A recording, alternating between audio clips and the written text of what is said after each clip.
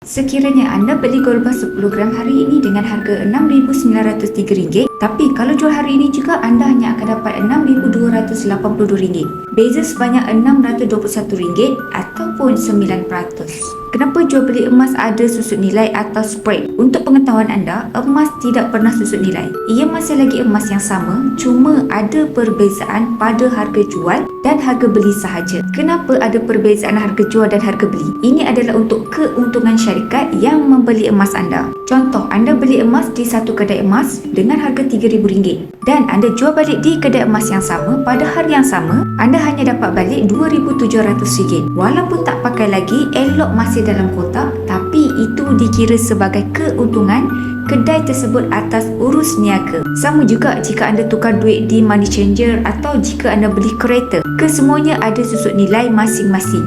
Susut nilai di Public Gold untuk emas 999 adalah 10% dan ke bawah. Lebih besar gram emas, lebih rendah susut nilai. Sebagai contoh, emas 1 kg keluaran Public Gold ini, selisih harga jual dan harga beli hanyalah 6% sahaja. Jika anda ingin mulakan tabungan emas, pastikan anda kaji susut nilai syarikat emas tersebut kerana lebih rendah susut nilai, lebih tinggi keuntungan. So, bagi yang nak saya bantu untuk menabung emas bersama di Public Gold, boleh klik link di bio saya untuk daftar secara percuma atau hubungi saya, insyaAllah saya akan bantu guide sebaiknya.